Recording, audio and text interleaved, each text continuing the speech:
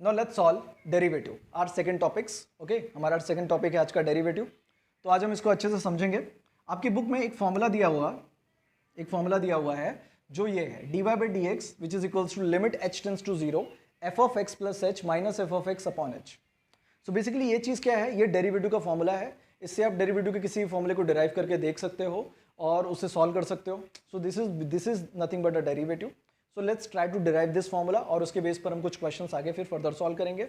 ये हमारा, जैसे हमने पिछले फंक्शन वाले टॉपिक में हमने ये सीख लिया कि y को चाहो मैं x क्यूब लिखूं और y को चाहूं तो मैं f of x लिखूं। क्यों?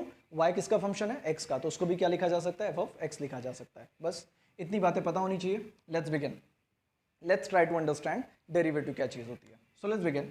मान लेते हैं यहाँ पे एक ग्राफ बना लेते हैं कुछ इस तरीके से। ये आपका y हो गया, ये आपका x हो गया, गॉट इट। और मैं यहाँ पे एक स्ट्रेट लाइन ड्रॉ कर देता हूँ और मैं आपसे ये जानना चाहता हूँ कि इस लाइन का स्लोप क्या होगा। ओके नाउ, अब स्लोप का मतलब बहुत लोग पूछेंगे स्लोप क्या चीज़ है। तो slope basically what is the change in a y with respect to x।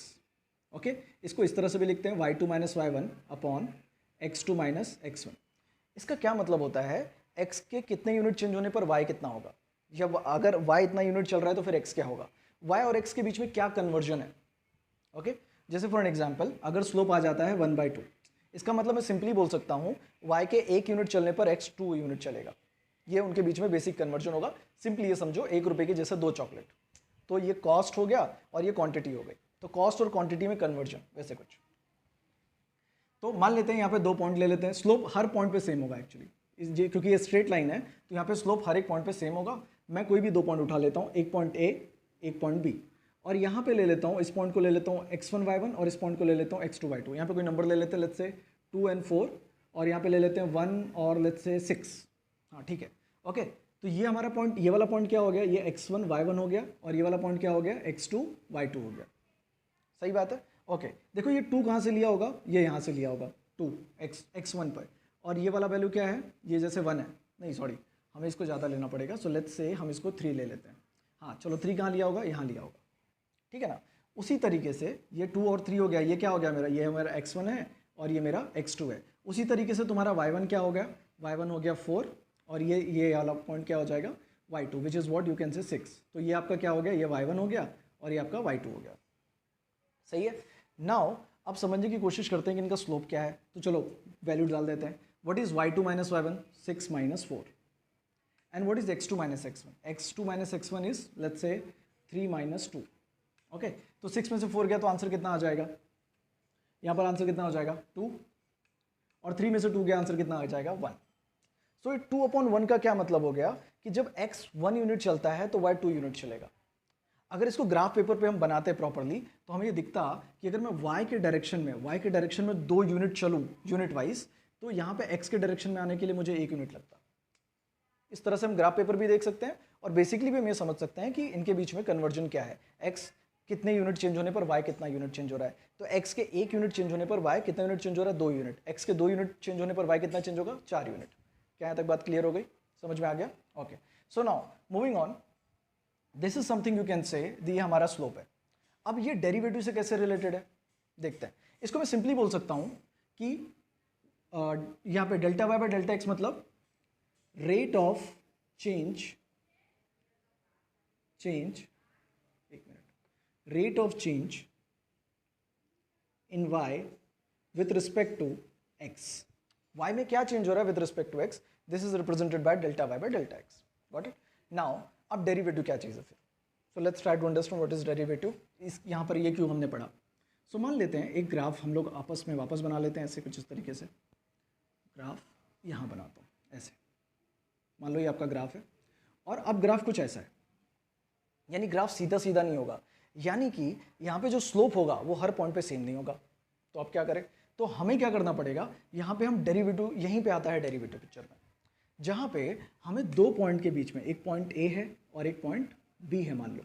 Okay चलो B को थोड़ा पास ले लेते हैं, यहाँ ले लेते हैं मान लो A और B।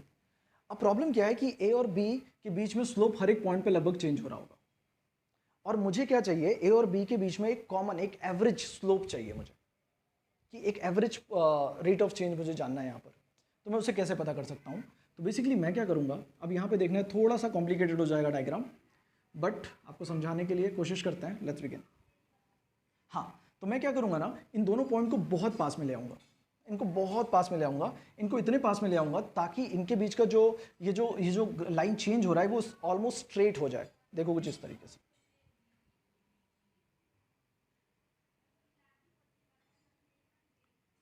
ऐसे कुछ इस तरीके से मैंने ए और बी को क्या कर दिया, स्क्वीज कर दिया एकदम। तो यहाँ पर ज़रा देखो, यहाँ पे और यहाँ पे, और ये आपका ये वाला पॉइंट और आपका ये वाला पॉइंट, अभी यहीं पे समझना है हमें स्क्वीज करने से क्या होगा और कैसे वर्कआउट होगा। ज़रा सोचो, क्या मैं बोल सकता हूँ कि जैसे ये मेरा पॉइंट x था, x1 था, क्या अब ये मेरा पॉइंट x1 होगा उसी तरीके से? Got it? ओके। और ऐसे ही यहाँ पर ये x2 है, तो इसको मैं बोल देता हूँ कि ये मेरा x2 होगा। और थोड़ी देर के लिए मान लेते हैं कि इनके बीच में जो डिफरेंस है, इनके बीच में जो डिफरेंस है वो h है। मान लेते हैं थोड़ी देर के लिए कि इनके बीच में जो डिफरेंस है, 2 3 जो भी कांस्टेंट नंबर का डिफरेंस है, वो क्या है, बहुत छोटा, बहुत मैंने बहुत पास लिया, इतना पास लिया कि लाइन क्या हो गई, स्ट्रेट हो गई। तो इनके बीच में जो भी कॉमन डिफरेंस है वो क्या है, h। तो अगर ये x है तो ये क्या हो जाएगा, x प्लस h, क्योंकि डिफरेंस उतना ही है इनके बीच में। तो अगर ये 3 है और मान लो इनके बीच में, जैसे यहाँ पे मान लो 5 लिख दो, तो h कितना हो गया, 2 हो गया, 2 का डिफरेंस आ गया। उसी तरीके से मान लेते हैं इनके बीच में डिफरेंस कितना है, h। इतनी बात क्लियर हो गई? ओके। यहाँ पर ये मान लो ये वही रिप्रेजेंट कर रहे हैं, कुछ नया नहीं रिप्रेजेंट कर रहे हैं। इनके बीच का डिफरेंस मान लेते हैं बस h है, ये हमारा पॉइंट x1 था, ये हमारा पॉइंट x2 है, कुछ नया नहीं लिखा मैंने, ठीक है ना, बस उसको रिप्रेजेंट करना है वहाँ पे उस तरीके से, इसलिए यहाँ पे ऐसा लिख रहा हूँ मैं। Now moving on y1 y2, क्या मैं बोल सकता हूँ कि जो y है उसको मैं क्या लिख सकता हूँ, f ऑफ x। पूछो क्यों? क्योंकि y क्या है, फंक्शन ऑफ x है। y क्या है, फंक्शन ऑफ x है। तो यहाँ पे जहाँ पे ये y1 लिखा है वो किसको रिप्रेजेंट कर रहा है, x को रिप्रेजेंट कर रहा है। तो मैं यहाँ पे लिख सकता हूँ f ऑफ x। ये क्या लिखा मैंने, ये मैंने y1 ही तो लिखा है। सी y1 इज रिप्रेजेंटिंग x1, तो उसी तरीके से मैंने क्या लिखा, यहाँ पर x है तो इसको मैंने लिख दिया function of x। Got it? अब सोचो ये क्या है, x प्लस h, तो यहाँ पर क्या हो जाएगा, यहाँ पर हो जाएगा f of x plus h। Simple. अगर कहीं जैसे लिखा हुआ है ये मेरा f of x which is representing x, तो अगर मैं यहाँ पे x की जगह x प्लस h लिख दूँ तो यहाँ भी क्या हो जाएगा, x प्लस h हो जाएगा। That is what we have understood in the concept of function and equations and all those stuff. Got it? Now, further moving on, देखो ये जो पार्ट है x और x प्लस h, हमने क्या कर दिया है, इसको बहुत पास ला दिया था, बहुत पास, which is what x2 minus x1। अगर मैं इसको सॉल्व करूँ तो मैं इसको कैसे लिखूंगा? अच्छा, इसका अगर मैं स्लोप ढूंढूँ तो कैसे ढूंढूंगा, बताओ स्लोप कैसे ढूंढूंगा? x2 minus x1, what is sorry पहले क्या आएगा, ऊपर y आएगा, राइट। तो ये मान लो ये तुम्हारा y2 था, तो y2 minus y1, so what is my y2 is f of x plus h, minus what is my y1 is f of x upon next x2 minus x1, यानी कि x plus h minus x। Got it? इसमें क्या होगा, ये वाला x और ये वाला x कैंसिल हो जाएगा क्योंकि ये प्लस में और ये माइनस में है, यानी कि अब मेरा जो स्लोप होगा वो क्या आएगा, f of x plus h minus f of x upon क्या हो जाएगा, h हो जाएगा। h क्या है, h इन दोनों के बीच का डिफरेंस है। अगर ये पॉइंट x है और ये थोड़ा सा जो भी डिफरेंस हुआ रहेगा वो x प्लस h हुआ रहेगा। अब यहाँ पे एक टॉपिक आता है लिमिट का, कि हमने क्या किया था ना, ये पॉइंट को बहुत छोटा कर दिया था। ओके, हमने पॉइंट को बहुत छोटा कर दिया था, इतना छोटा ताकि जब तक एकदम लाइन स्ट्रेट ना हो जाए। तो जो यहाँ पे हम h लेते हैं ना, ये जो h लेते हैं हम यहाँ पे, वो हम ऐसे लेते हैं कि वो लिमिट, यहाँ पे एक लिमिट का कॉन्सेप्ट आ जाता है which says limit h tends to 0। मतलब हमने इस पॉइंट को इतना स्क्वीज कर दिया था, इतना छोटा कर दिया था कि h is approaching towards the 0, and this is nothing but your slope.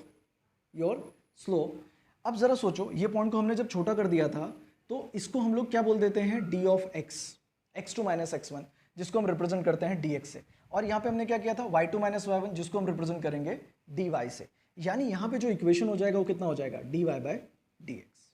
So this is how your formula got proof कि dy बाय dx कितना होता है, limit h tends to 0 f of x plus h minus f of x upon h। I hope you understood. See मैं फिर से समझाता हूँ, मैंने कुछ नया तो नहीं किया। यहाँ पे x1 लिखा, ये वाला पॉइंट x2 ले लिया, यहाँ पर y1 लिखा, ये वाला पॉइंट y2 ले लिया। अब क्योंकि मैंने ये पॉइंट को बहुत स्क्वीज कर दिया था, छोटा कर दिया था, इसलिए यहाँ पर एक लिमिट का कॉन्सेप्ट लग जाता है which is h tends to 0। Okay, आपका कोई चैप्टर नहीं है लिमिट करके, और इतना डिटेल में भी फिलहाल लिमिट के पर्सपेक्टिव से नहीं जा सकते। तो आप समझिए कि यहाँ पे approaching point h tends to क्या हो जाएगा, 0 हो जाएगा, क्योंकि हमने इस पॉइंट को बहुत छोटा किया है। Got it? नाउ अब यहाँ पर क्या हो जाएगा, ये y2 माइनस y1 है, ये क्या है x2 माइनस x1।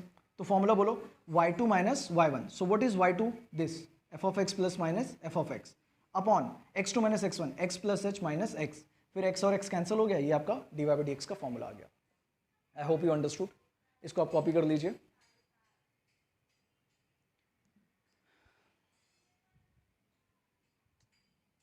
क्या ये समझ में आ गया अच्छे से? सिंपल। ये बात भी क्लियर होनी चाहिए कि अगर ये x लिखा हुआ है तो हम यहाँ पर इसको क्या लिख सकते हैं, f ऑफ x। सही बात है। y1 को हम क्या लिख सकते हैं, f ऑफ x, क्योंकि वो फंक्शन ऑफ x है। ये x प्लस एच लिखा है तो यहाँ पे फंक्शन क्या हो जाएगा, x प्लस एच। अगर आपने फंक्शन वाला पार्ट अच्छे से देखा है तो आपको समझ में आएगा ये। Done. Okay, so now moving on the forward.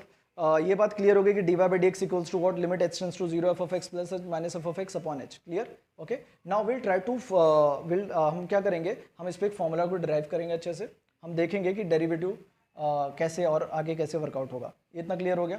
Okay, देखो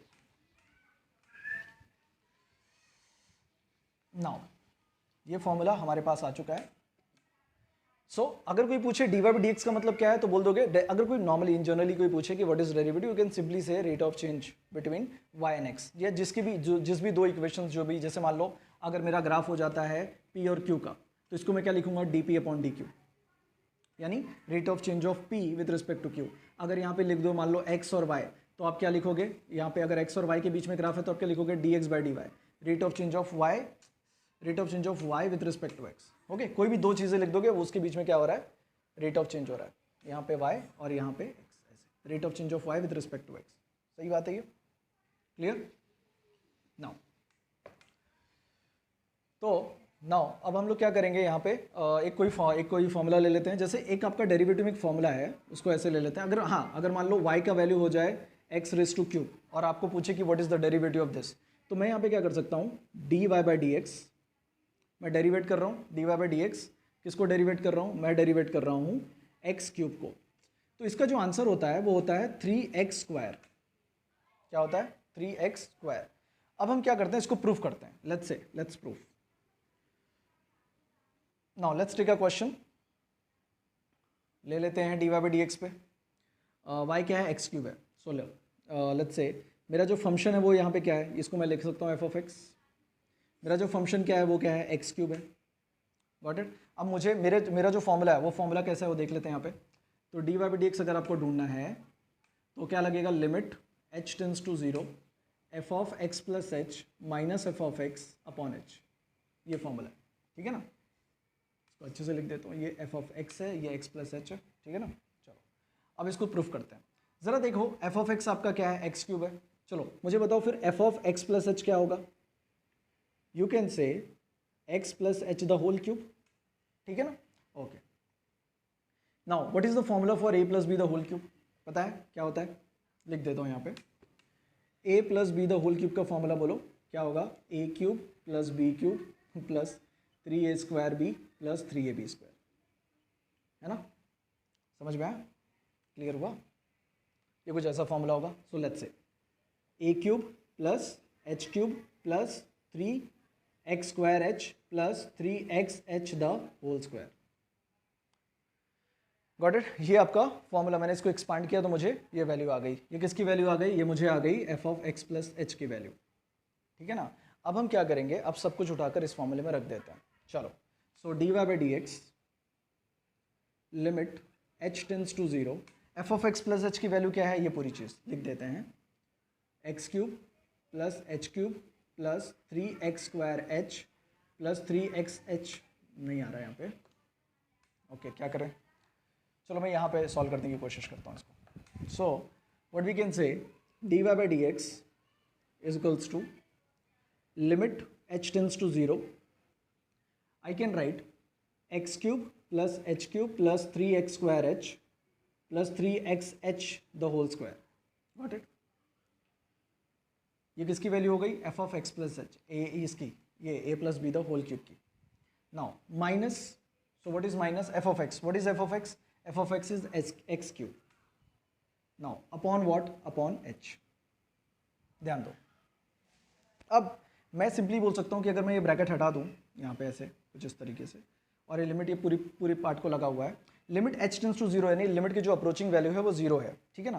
तो यहाँ पे ये x कट जाएगा प्लस में है, ये x कट जाएगा माइनस में है, ठीक है ना। अब क्या बच गया, अब बच गया लिमिट h टेंस टू 0। ये जो h है ना वो ये देखो एक और सिंपल चीज़, a plus b by c होगा, तो हम c को a के साथ भी a के नीचे ले लेते हैं और b के नीचे भी इस तरह से ले लेते हैं। अब मैं क्या कर रहा हूँ, ये जो h को हर एक इंडिविजुअल के साथ ले रहा हूँ, तो H Q by H plus 3x square H upon H plus 3x H square upon H minus x cube by H, इस तरीके से सबके साथ इंडिविजुअली मैंने क्या ले लिया, h ले लिया। ओके, अब देखो यहाँ पे ये जो h है ये कट जाएगा पूरी तरीके से, क्योंकि ऊपर भी एक h है नीचे भी h है, h कैंसिल। और बाकी जगह पे ना ये जो h टेंस टू 0 जो लिमिट है वो अप्लाई कर दो आप, यहाँ से ये h और h कैंसिल हो गया। अब यहाँ पर 0 आ जाएगा, क्योंकि लिमिट की वैल्यू क्या है, लिमिट किसको अप्रोच कर रहा है, 0 को, तो यहाँ पे 0 आ जाएगा, ये पूरा 0 हो गया। यहाँ पे h एक h कट जाएगा, नीचे ऊपर एक h बचेगा, तो यहाँ पे भी h की जगह पे 0 आ जाएगा। यहाँ पे भी रखेंगे तो यहाँ पे भी h एक सिंगल h है, इसकी जगह पे 0 आ जाएगा। तो ओवरऑल बचेगा क्या, ओवरऑल बचेगा 3x स्क्वायर। तो what is the derivative of x cube, 3x square. So you can से, मैंने यहाँ पे देखो यहाँ पे लिखा है कि अगर y एक्स क्यूब है और इसको मुझे डेरिवेट करना है तो मैं क्या लिखूंगा, एक्स क्यूब का डेरिवेटिव 3x स्क्वायर। तो इस तरीके से आपका ये प्रूफ हो गया कि एक्स क्यूब का डेरिवेटिव 3x स्क्वायर क्यों होता है। देखो सिंपली समझो, यहाँ पे एक h कैंसिल होकर यहाँ पे क्या बचेगा, ऊपर एक h बचेगा और वहाँ पे h की जगह मैं 0 रख दूंगा। यहाँ पे h और h कट गया तो 3x स्क्वायर सिर्फ बच जाएगा, और यहाँ पे h क्यूब अपॉन h है, एक h कटने के बाद यहाँ पे ऊपर h स्क्वायर आएगा, जिसमें लिमिट 0 रख दोगे तो 0 हो जाएगा, और यहाँ भी h की जगह 0 रख दोगे तो 0 हो जाएगा। तो आंसर क्या आ जाएगा, 3x स्क्वायर। इसलिए डेरिवेटिव ऑफ एक्स क्यूब क्या हो सकता है, 3x स्क्वायर। इसी से हम एक फॉर्मूला बना सकते हैं कि अगर मुझे डेरिवेट करना है x रेज टू n को, x के ऊपर कोई भी कांस्टेंट नंबर होगा उसको डेरिवेट करना है, तो कैसे करूं, पहले उस नंबर को नीचे ले लो, जैसे x क्यूब है तो 3 यानी कि n, और x में n में 1 माइनस कर दो यानी n माइनस 1, सिंपल। अब अगर मुझसे कोई पूछे कि बताओ डेरिवेटिव ऑफ एक्स क्यूब, तो इस फॉर्मूले से मैं समझा सकता हूँ कि नीचे ले लिया नंबर क्योंकि पावर में n था, x और नंबर में एक कम, विच इज 2। सी है, तो this is called first principle. ये जो है ना, ये हम इसको हम बोलते हैं फर्स्ट प्रिंसिपल। इसी की हेल्प से हमने बहुत, जितने भी आप फॉर्मूले देख रहे हो डेरिवेटिव में, सारे इसी की हेल्प से आए हुए हैं। गॉट इट, आपको यहाँ तक समझ में आ गया। सो आप चाहो तो